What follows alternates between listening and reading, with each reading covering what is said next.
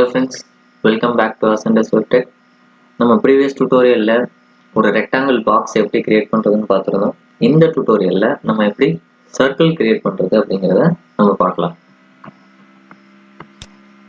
நம்ம previous tutorialல என்ன code create பண்ணிருந்தோமோ அதே code அப்படியே வச்சிருக்கேன்.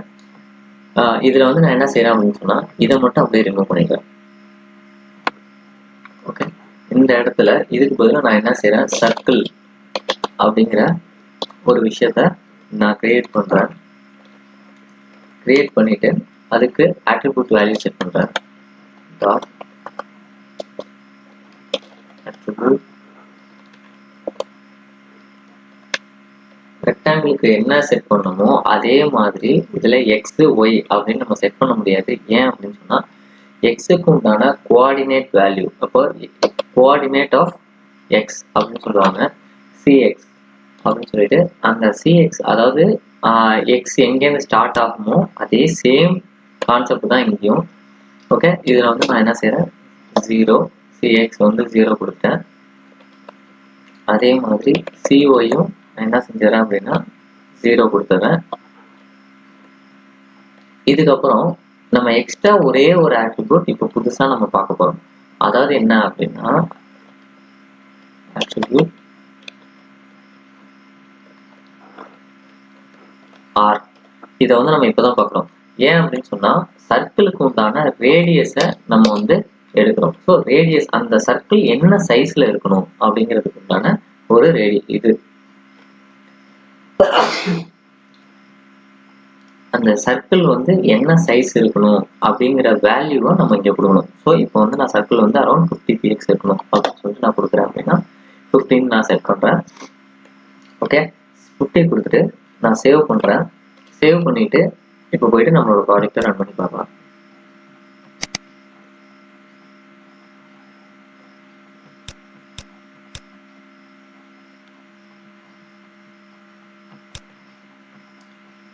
ஸோ இப்போ கொடுத்துட்டு நம்ம ப்ராஜெக்டை ரன் பண்ணி பார்க்கலாம். ரிஃப்ரெஷ். இப்போ பார்த்தீங்கன்னா சர்க்கிள் வந்து 0 0 அப்படின்னோடனே நம்மளுக்கு வந்து ரேடியஸ் நம்ம என்ன கொடுத்துருந்தோம் அப்படின்னா 50. ஸோ 0th பொசிஷன்லேருந்து இங்கேருந்து அந்த நமக்கு நார்மலாக ரேடியஸ் வந்து சென்டரில் தான் இருக்கும். சென்டர்லேருந்து அதை எடுத்துக்கிச்சு. சென்டர் வந்து 0வா எக்ஸையும் ஒய்யும் செட் பண்ணிடுச்சு.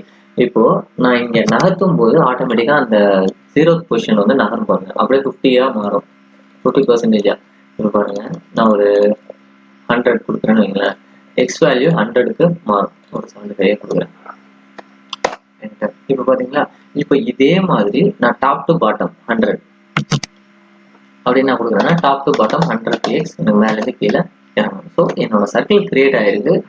சென்டர் பொசிஷன்லேருந்து எனக்கு என்ன ஆயிருக்கு அப்படின்னு சொன்னா அந்த பாக்ஸ் மறைஞ்சிருக்கு. எதனால அப்படின்னு சொன்னா நம்ம இது 0 இதையும் 0ன்னு கொடுத்துருந்ததுனால. ஸோ இப்போ நம்ம வந்து எஸ்பிசியில் சர்க்கிள் எப்படி கிரியேட் பண்றது அப்படிங்கிறத பார்த்தாச்சு. ஓகே ஃப்ரெண்ட்ஸ், இந்த டியூட்டோரியல்ல நம்ம வந்து சர்க்கிள் எப்படி கிரியேட் பண்றதுன்னு பார்த்தோம். நெக்ஸ்ட் டியூட்டோரியல்ல சர்க்கிள்லயே எலிப்சிஸ் அப்படின்னு சொல்லிட்டு ஒன்று சொல்லுவாங்க, எலிப்ஸ் அப்படின்னு சொல்லிட்டு. அதாவது என்னன்னா இந்த உருளை வடிவம் அந்த மாதிரி வந்து இந்த எக் ஷேப்ல உள்ள மாதிரிலாம் நம்ம வந்து எப்படி ரவுண்டோட ஷேப்பை மாத்துறது அப்படிங்கிறத நம்ம நெக்ஸ்ட் டியூட்டோரியல்ல பார்க்கலாம்.